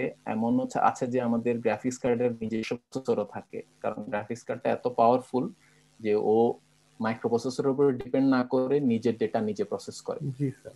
সো এই জন্য এই জিনিসগুলো হচ্ছে যে যেটা হয় যে স্পেশালি এআই তে জিনিসটা লাগে। এআই তে আমাদের এটা হচ্ছে এনভিডিয়ার গ্রাফিক্স কার্ড গুলোতে এই সিস্টেম থাকে যে আমার আর্টিফিশিয়াল মেশিন লার্নিং, আমরা অনেকে তো নামটা শুনে থাকবো, আর্টিফিশিয়াল ইন্টেলিজেন্স। হ্যাঁ, মেশিন লার্নিং এর সফটওয়্যার গুলো রান করলে, মডেল গুলো রান করলে এত ডেটা হয় যে আমার শুধু প্রসেসর একা ওগুলোকে হ্যান্ডেল করতে পারে না, তখন ও গ্রাফিক্স কার্ডের প্রসেসরের হেল্প নেয়। সো ওই টাইপের হেভিলি লোডেড সফটওয়্যার চালাতে অথবা মডেল গুলো, ওগুলো তো একটা সিমুলেশন, ওই এত লক্ষ লক্ষ ডেটা হয় যে মাইক্রোপ্রসেসর যদি মাইক্রোপ্রসেসরে চালাতে চাই এটা ওভারলোড হয়ে যেতে পারে। তখন এরকম একটা গ্রাফিক্স কার্ডের প্রসেসর লাগে যেটা আমাকে মাইক্রোপ্রসেসরকে হেল্প করে। কিন্তু ওগুলো খুব স্পেসিফিক, ওগুলো নর্মালি আমাদের গেমের জন্য অনেক সময় হেল্প হয়, কিন্তু নর্মালি আমাদের নর্মাল কাজের জন্য ওগুলো নর্মালি এত ইউজ হয় না। আসলে মেইনলি গ্রাফিক্স কার্ডটা স্যার ইউজ করা হয় গেমের জন্য, যা হাই হ্যাঁ হ্যাঁ, তো কারণ আমাদের কেন করতে হয়, রিজনটা হচ্ছে যে গ্রাফিক্স কার্ড আমরা যদি হচ্ছে ইনবিল্ট গ্রাফিক্স কার্ডও পাওয়া যায় মাদারবোর্ডে, কিন্তু ওইটার হয়তো প্রসেসিং পাওয়ারটা এত অ্যাবিলিটি কম থাকে, তো এই জন্য আমাকে অ্যাডিশনাল প্রসেসিং পাওয়ার দিতে হয়। কারণ এগুলো বেসিক্যালি হচ্ছে ডেটা, তুমি যত বেশি ডেটা প্রসেস করতে পারবা তত বেশি তোমার কম্পিউটার সিস্টেমটা স্মুথ হবে। তারপর স্যার DDR3 আর DDR5 এগুলো আসলে মেইনলি কি? এগুলো হচ্ছে যে এগুলো মডেল টু মডেল ডিফারেন্স। তো এগুলো হচ্ছে তোমার স্পেসিফিকেশন, যে এক একটা ফ্যাসিলিটি, এগুলোর size, storage power, processing power, clock speed, so এগুলো just different types of specification. ওগুলো জেনারেলি এগুলো সেম জিনিস, কিন্তু just different types of specification. ওগুলা হচ্ছে আরো স্পেসিফিকে যেতে হবে। ওকে, ঠিক আছে। তাহলে আমরা একটু আস্তে আস্তে সামনের দিকে যাই। আমাদের লাস্ট আমরা আর্কিটেকচার দিয়ে আজকে শেষ করে দিব। সো আমাদের যে জিনিসটা খুব সিম্পল জিনিস, আমরা যাতে এই জিনিসটা একটু গ্যাদার করি যে আমাদের ডেটা আর ইনস্ট্রাকশন মধ্যে ডিফারেন্স কি। সো আমাদের যখনই আমাদের কম্পিউটার সিস্টেমে একটা অপারেটিং সিস্টেম লোড করা হয়, একটা সফটওয়্যার লোড করা হয়, ওটার মধ্যে কিছু ডেটা দেওয়া হয় আর কিছু ইনস্ট্রাকশন দেওয়া হয়। যেমন আমরা যদি একটা অ্যাডিশন অপারেশন দিই, আমি বললাম 4+5 এই অপারেশনটা করো, কম্পিউটার সিস্টেমকে বললাম, তাহলে এখানে 4 আর 5 এই দুইটা জিনিস হচ্ছে ডেটা। সো এই জিনিসগুলো ডেটা, কম্পিউটার সিস্টেমকে একটু রেকগনাইজ করতে হবে এগুলো ডেটা। এই যে প্লাস সাইনটা দিলাম এইগুলো হচ্ছে একটা অপারেশন, এটা হচ্ছে অ্যাড অপারেশন। এটার জন্য আমার কম্পিউটার সিস্টেমে আমি একটা ভ্যালু পাঠাবো, এই ভ্যালুগুলো ডিটারমিন করা থাকে। আমি যে অপারেটিং সিস্টেমটা লোড করি এই জিনিসগুলো এভাবে ডিটারমিন করা থাকে যে কোন অপারেশনের ভ্যালু কত। আমি বললাম অ্যাডিশনের ভ্যালু হচ্ছে 0001 জাস্ট ডিজাইন। তাহলে আমি যখন অবভিয়াসলি 4 এর একটা বাইনারি হবে, 5 এর একটা বাইনারি হবে, অ্যাড এর জন্য বাইনারি ভ্যালুটা হচ্ছে 0001। সো কম্পিউটার সিস্টেমটা এমন ভাবে সেট আপ করা থাকবে যে এই ডেটাগুলা আর ইনস্ট্রাকশনের ভ্যালুগুলা ও ডিস্টিংগুইশ করতে পারবে, পার্থক্য করে বুঝতে পারবে যে একটা হচ্ছে ইনস্ট্রাকশন আর বাকিগুলো হচ্ছে ডেটা। তো সবই আমার আলটিমেটলি বাইনারিতে যাবে। সো এই জিনিসগুলো হচ্ছে জাস্ট আমাকে একটু ক্লারিফিকেশন দেওয়া হচ্ছে, কারণ যদি আমাদের কনফিউশন থাকে যে আমি তো 4-5 বাইনারি বুঝলাম, কারণ আমার কম্পিউটার বাইনারি ছাড়া কিছু বুঝে না, আমাকে অ্যাড বুঝাবো কিভাবে, সাবট্রাক্ট বুঝাবো কিভাবে, বুঝাবো আমি একটা স্পেসিফিক বাইনারি ভ্যালু পাঠাবো, কি পাঠাবো এটা আমার অপারেটিং সিস্টেম বলে দিবে, আগে থেকে আমি ডিটারমিন করে রাখবো। সো এই জিনিসটাই জাস্ট এখানে একটু, আমার অপারেটিং সিস্টেম এখানে বলা হয়েছে যে ইনস্ট্রাকশনটা আমার মেমোরিতে স্টোর করা থাকবে। এটার মানে হচ্ছে যে আমি যে সফটওয়্যারটা ইনস্টল করি, আমি যে সিস্টেমে কাজ করি না কেন, আগে আমাকে একটা সফটওয়্যার ইনস্টল করতে হয়, অপারেটিং সিস্টেম করতে হয়, what ever it is, single purpose হলে ওটার মধ্যে একটা সফটওয়্যার আছে। সো ওই সফটওয়্যারে এই জিনিসগুলো বলা থাকে যে আমার অ্যাড অপারেশনের জন্য কি ভ্যালু পাঠাতে হবে মাইক্রোপ্রসেসরে, ওই ভ্যালুটা পাঠালেই মাইক্রোপ্রসেসর বুঝতে পারবে যে আমাকে এখন এই অপারেশনটা করতে হবে। সো এই জিনিসগুলো জাস্ট এখানে একটু আমাদের মেনশন করা হয়েছে যে 4 এর বাইনারি পাঠাতে হবে, 5 এর বাইনারি পাঠাতে হবে, তারপরে হচ্ছে আমাদের অ্যাড এর জন্য একটা সার্টেন বাইনারি যদি আমি এভাবে পাঠাই, আগে আমি ইনস্ট্রাকশন পাঠালাম, এভাবে যে সব হবে এমন জাস্ট এখানে একটা সিস্টেমের কথা বলা হয়েছে। আগে আমি ইনস্ট্রাকশনটা পাঠালাম, এটা হচ্ছে আমার ইনস্ট্রাকশনটা, তারপরে আমি 4 পাঠালাম, তারপরে আমি 5 পাঠালাম, তাহলে আমার অ্যাড 4 আর 5টা অ্যাড হয়ে যাবে। এইভাবেই মোটামুটি আমাদের মেশিনে একটা ইনস্ট্রাকশন পাঠানো হয়। কিন্তু সবসময় যে একদম সুন্দর করে এইভাবে হবে এমন কোনো কথা নেই, ডিফারেন্ট ওয়েতে জিনিসগুলো সেট আপ করা হয় জাস্ট তোমাকে একটু আইডিয়া দেওয়ার জন্য। সো এই জিনিসগুলো হচ্ছে যে আমাদের কিভাবে প্রসেসর বুঝবে কোনটা ডেটা কোনটা ইনস্ট্রাকশন, এটা হচ্ছে কম্বিনেশন অফ থিংস। আমাদের কন্ট্রোলার এমন ভাবে জিনিসটা অ্যাক্সেস দিবে যে প্রসেসরকে, যে ও সবসময় সেপারেট করতে পারবে কোন রেজিস্টার থেকে কি আসছে, ডেটাটা কোন থেকে আসছে, ইনস্ট্রাকশনটা কোথা থেকে আসছে। নর্মালি ইনস্ট্রাকশনটা মেমোরি থেকে আসবে, মেমোরি একটা রেজিস্টারে হয়ে আসবে, আর ডেটাটা নর্মালিও আরেকটা রেজিস্টারে হয়ে আসবে। সো যেই সেটআপে করো না কেন কন্ট্রোলার এই জিনিসগুলো কন্ট্রোল করবে, আর কন্ট্রোলারের এই কোঅর্ডিনেটের জন্য মাইক্রোপ্রসেসর খুব ইজিলি বুঝতে পারবে কোনটা আমার ইনস্ট্রাকশন কোনটা আমার ডেটা। তো এই ইনফরমেশন গুলো আমাদেরকে একটু দেওয়ার জন্য যে অ্যাকচুয়ালি সবকিছু হচ্ছে বাইনারি, আর এই বাইনারি গুলো একটা সার্টেন ওয়েতে আমি পাঠালে মাইক্রোপ্রসেসর খুব ইজিলি বুঝতে পারবে যে কোনটা ইনস্ট্রাকশন আর কোনটা ডেটা। তো ফাইনালি এখানে একটা এক্সাম্পল দেওয়া হয়েছে, এটা আমরা একটু রিয়েল লাইফ অ্যানালজি দেওয়া হয়েছে যে ওভারঅল আমার কম্পিউটার সিস্টেমের কোনটার কাজ কি, এটা আমরা একটু নিজেরা পড়বো, এটাতে আমি সময় নষ্ট করবো না। এই যে মেমোরি রেজিস্টার, এলইও, এগুলো নিয়ে একটা এক্সাম্পল দেওয়া হয়েছে, এটা পড়লে বোঝা যাবে। ফাইনালি এই জিনিসটা আমি একটু দেখাতে যাচ্ছিলাম, এটা হচ্ছে আমাদের জন্য একটা আর্কিটেকচার। সো এটা হচ্ছে basic architecture of a general purpose processor. So আবারও আমাদের অ্যাকচুয়াল ডিজাইন যে এরকম হবে এমন কোনো কথা নেই, আর্কিটেকচার হচ্ছে তোমাকে বেসিক ইউনিট গুলো বলে দিচ্ছে যে কি থাকবে, তারপরে অ্যাকচুয়াল ডিজাইনে প্লেসিং গুলো ডিফারেন্ট হতে পারে, কানেকশন ডিফারেন্ট ওয়েতে কানেক্টেড থাকতে পারে, কিন্তু অ্যাকচুয়াল আর্কিটেকচারটা সবসময় ওকে ফলো করতে হবে। যেমন আমাদের এই আর্কিটেকচার কি বলে দিচ্ছে, প্রসেসরের মধ্যে দুইটা ইউনিট আছে, একটা ইউনিটের নাম হচ্ছে ডেটা পাথ আর একটা ইউনিটের নাম হচ্ছে কন্ট্রোলার। ডেটা পাথের মধ্যে একটা এএলইউ আছে, একটা কিছু রেজিস্টার আছে। কি টাইপের রেজিস্টার আছে একটু আগে আমি বলেছি যে অ্যাকুমুলেটর, অ্যাড্রেস রেজিস্টার। অ্যাড্রেস রেজিস্টারটা এখানে একটু অন্য জায়গায় আছে। তারপরে হচ্ছে যে storage, general purpose, different types of register data পাথের মধ্যে থাকবে। তারপরে কন্ট্রোলারের মধ্যে আমাদের কন্ট্রোল লজিক, আমাদের কন্ট্রোলারের হেল্প করার জন্য একটা লজিক ইউনিট থাকবে। এটার মধ্যে এটাও একটা রেজিস্টার পিসি, এটা হচ্ছে প্রোগ্রাম কাউন্টার, এটা আমরা পরে এক্সপ্লেন করব। এটা হচ্ছে ইনস্ট্রাকশন রেজিস্টার, এটাও একটা টেম্পোরারি স্টোরেজ। সো এই কিছু রেজিস্টার থাকবে, একটা কন্ট্রোল ইউনিট থাকবে, এটা সহ আমাদের একটা কন্ট্রোলার থাকবে। সো এই দুইটা ইউনিট আমার জেনারেল পারপাস প্রসেসরে অবশ্যই থাকতে হবে। আর ফাইনালি একটা মেমোরি এটার বাইরে থাকবে, মাইক্রোপ্রসেসরের বাইরে একটা মেমোরি থাকবে কানেক্টেড। তারপরে আমাদের অ্যারোগুলো দেখানো হচ্ছে, এটা হচ্ছে যে এগুলোকে বলা হয় বাস, কমিউনিকেশনটা কোন দিক থেকে কোথায় যাবে ডেটা। সো যেগুলো হচ্ছে বোথ ওয়ে, সো ডেটাটা এএলইউ থেকে রেজিস্টারে যেতে পারবে, রেজিস্টার থেকে এএল আসতে পারবে, এগুলো হচ্ছে বোথ ওয়েজ। যেগুলো সিঙ্গেল ওয়ে ওগুলো হচ্ছে মিনস হচ্ছে মেমোরি থেকে আইআর ডেটাটা যাবে, আইআর থেকে ডেটাটা কন্ট্রোল। এটা আমরা পরে এক্সপ্লেন করব, আমি জাস্ট বাসটা বুঝাতে চাচ্ছি।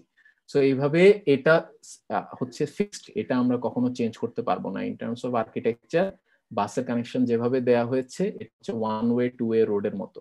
যেটা ওয়ান ওয়ে রোড ওটাকে ওয়ান ওয়ে রাখতে হবে, যেটা টু ওয়ে রোড ওটা আমি বোথ ওয়েজ রাখবো। সো এইগুলো হচ্ছে আস্তে আস্তে আমাদের প্রত্যেকটা রেজিস্টার ইউনিট আমরা আস্তে আস্তে ব্রেকডাউন করে করে এক্সপ্লেন করা হবে। কিন্তু এই যে আমাদের আর্কিটেকচারটা, এটা একটু আমাদের সবসময় মাথায় রাখতে হবে, কারণ যখন আমাকে অপারেশন এক্সিকিউশন, ইনস্ট্রাকশন এক্সিকিউশন আমাকে স্টেপ বাই স্টেপ বলা হবে, সবসময় তোমাকে আর্কিটেকচার দেখানো পসিবল না।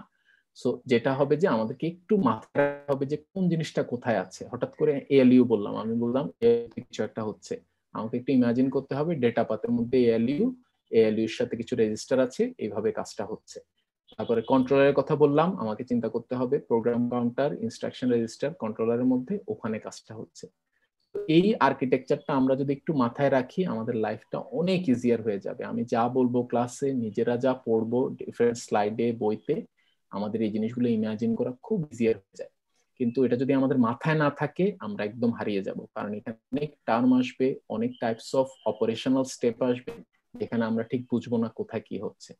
সো এখনই আমি জিনিসটা কমিউনিকেট করে দিচ্ছি যাতে আমরা আর্কিটেকচার, এগুলো হচ্ছে ক্লাসে নর্মালি আমরা এগুলো ড্র করাই, তারপর কুইজ হয়, কিন্তু এখন রিমোটলি আমি তোমাকে ড্র করানোর কোনো উপায় নেই। সো এই জিনিসগুলো নিজেরা একটু আমাদের একটু প্র্যাকটিসে থাকতে হবে। প্রত্যেকটা ইউনিট এক্সপ্লেন করা হবে, তারপরে এটার মধ্যে দিয়ে কিভাবে ইনস্ট্রাকশন এক্সিকিউশন হয় ওটাও এক্সপ্লেন করা হবে, কিন্তু আর্কিটেকচারটা আগে আমাকে আনতে হবে।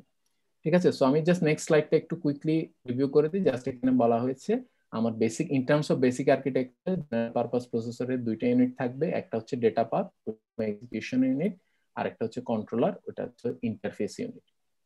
সো জাস্ট এই ইনফরমেশনটা মাথায় রাখি। আর আমাকে অবশ্যই আর্কিটেকচার নিয়ে একটু চিন্তা করতে হবে যে এই আর্কিটেকচারটা আমি ইমাজিন করতে পারি কিনা। যদি আমাকে এএলইউর কথা বলা হয় আমি এটা ইমাজিন করতে পারি কিনা কোথায় আছে, যদি আমি কন্ট্রোলারের কথা বলা হয় কন্ট্রোলারের মধ্যে কি আছে আমি এটা ইমাজিন করতে পারি কিনা। সো এই জিনিসগুলো আমাদেরকে একটু মাথায় রাখতে হবে, এটা না হলে আমাদের একটু পরে আমরা জিনিসগুলো একটু হারিয়ে যাব। আমার কাছে অনেক ইনফরমেশন আসবে, পরে আমরা এই জিনিসগুলো আমরা একটু হারিয়ে ফেলবো। সো এখন থেকে শুরু করে নেক্সট ফিউ ক্লাসেসে আমাদের অনেক ইনফরমেশন দেওয়া হবে। এখানে ম্যাথমেটিক্যাল খুব একটা কিছু নেই, কিন্তু অপারেশনগুলো আমাকে একটু বুঝতে হবে। অপারেশনটা না বুঝলে আমরা অ্যান্সার করতে পারবো না, বুঝতেও পারবো না, মিড টার্মে তো পারবোই না। তো এখানে হচ্ছে আমার মুখস্থ করার কিছু নেই, যে বোঝার জিনিস কোথায় কি আছে, কে কি কাজ করছে, আস্তে আস্তে জিনিসগুলো এক্সপ্লেন করা হবে, কিন্তু তার আগে আমাদেরকে জিনিসগুলো একটু ইমাজিন করতে হবে। ঠিক আছে, ইমাজিন করতে এই আর্কিটেকচারটা একটু মাথায় রাখতে হবে, বেসিক্যালি এটা আমি বুঝাতে চাচ্ছি। বারবার আমি তোমাকে এটা দেখাতে পারবো না, কিছু এক্সপ্লেন করে যাব। ঠিক আছে, সো বললাম মোটামুটি যা বললাম, আপাতত আমাদের নতুন আর কিছু আমরা একটা কাভার করবো না, বাকিটা আমরা নেক্সট উইক থেকে পিক আপ করবো। সো এখন এই আর্কিটেকচার দেখে যদি আমাদের কোনো যা ইনফরমেশন দিলাম কোনো যদি কনফিউশন থাকে একটা কোশ্চেন করতে পারি। স্যার যে মেমোরিটা আছে এটা মানে কি প্রসেসরের বাইরে থাকবে? হ্যাঁ, এটা প্রসেসরের বাইরে। আমরা একটু দেখি, প্রসেসর ইউনিটটা আলাদা, মেমোরি ইউনিট কিন্তু আলাদা। স্যার সেটাই দেখি। মেমোরিটা কি স্যার আউটপুট ইউনিট হিসেবে থাকবে? না না, এটা হচ্ছে একটু কথা বলে মিউট করে দেই। সো আমাদের যেটা হচ্ছে যে মেমোরিটা এখানে যেটা দেখা যাচ্ছে এটা হচ্ছে পার্মানেন্ট মেমোরি, আর আইও যে জিনিসটা কথা বলা আছে ওটা হচ্ছে জাস্ট আইওটা কোথায় আমি কানেক্ট করে রাখবো, আইও সিগন্যালটা কোথেকে আসবে। অবভিয়াসলি মোর দেন ওয়ান আইও বাস থাকতে পারে, সো ওগুলো আস্তে আস্তে আমরা বুঝবো। আইও জিনিসটা হচ্ছে ইনপুট আউটপুট ডিভাইস, জাস্ট একটা কানেকশন দেখানো হয়েছে। অবভিয়াসলি একটা কানেকশন দিয়ে সবাই আসবে না, আইওর জন্য আরো ভেরিয়াস কানেকশন থাকবে। জাস্ট টার্মস অফ আর্কিটেকচারে একটা অপশন দেখানো হয়েছে যে এখানে ইনপুট আউটপুট ডিভাইসের সিগন্যাল গুলো এর থ্রুতে আসবে। আচ্ছা, আর ওইটা দেখে কনফিউজ হয়ে গেছিলাম। হ্যাঁ হ্যাঁ, সো মেমোরিটা যে জিনিসটা পিকচারটা দেখে সবসময় মাথায় রাখতে হবে, যখনই বলা হবে মেমোরি এটা সবসময় প্রসেসরের বাইরে, যখনই বলা হবে রেজিস্টার এগুলো প্রসেসরের মধ্যে। এই জিনিসটা মাথায় থাকলে আপাতত আমাদের লাইফটা অনেক ইজি হয়ে যাবে। তারপরে দেখি এই মেমোরিটা কি স্যার আমাদের ওই এসএসডি এর হ্যাঁ হ্যাঁ, এই যে ফ্ল্যাশ মেমোরি আছে, এসডি আছে, এইচডিডি আছে, যেই টাইপের মেমোরি দিয়ে কাজ করতে চাও, সব টাইপের মেমোরি দিয়ে এখন কম্পিউটার সিস্টেম বিল্ড করা হয়। সো যে টাইপের মেমোরি তুমি চুজ করো এই মেমোরিটাই।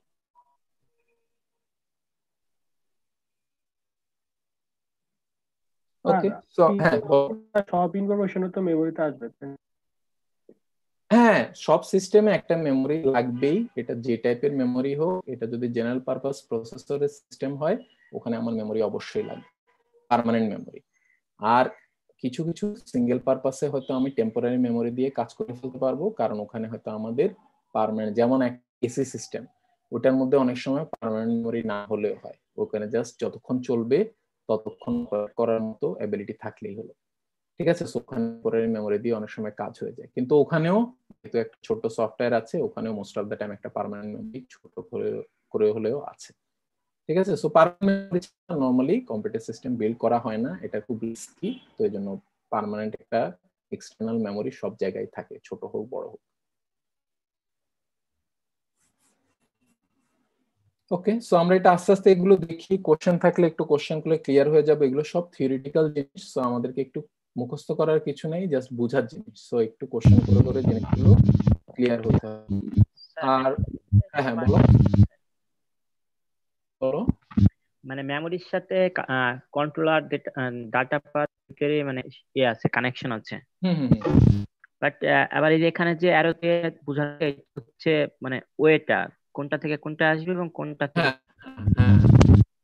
সো এটা হচ্ছে যে কানেকশনটা বুঝলে আমরা আরো ভালো বুঝবো। কন্ট্রোলার মেমোরি কানেকশনটা একটা সার্টেন ওয়েতে হয়, আর ডেটা পাথের সাথে basically ALU, data path means হচ্ছে এএলইউ এর সাথে মেমোরির কানেকশনটা সার্টেন ওয়েতে হয়। সো এটা আমরা অপারেশন দেখলে বুঝতে পারবো আরো ভালো, অপারেশন যখন এক্সপ্লেইন করা হবে আরো ভালো বুঝতে পারবো। ঠিক আছে, সো জাস্ট ডিরেকশন গুলো দেওয়া হয়েছে, ওইভাবেই আমাদের ডেটাটা ফ্লো হয়। সো ওইভাবে আপাতত আমরা একটু মাথায় রাখবো। ঠিক আছে, সো আস্তে আস্তে আমরা একটু দেখি, আরো কোশ্চেন থাকলে অবশ্যই কোশ্চেন গুলো করবো। আজকে আমাদের মোটামুটি, এখন যদি কোশ্চেন মাথায় না আসে আমাদের আজকে কাজ শেষ, আমাদের নেক্সট সানডেতে দেখা হবে।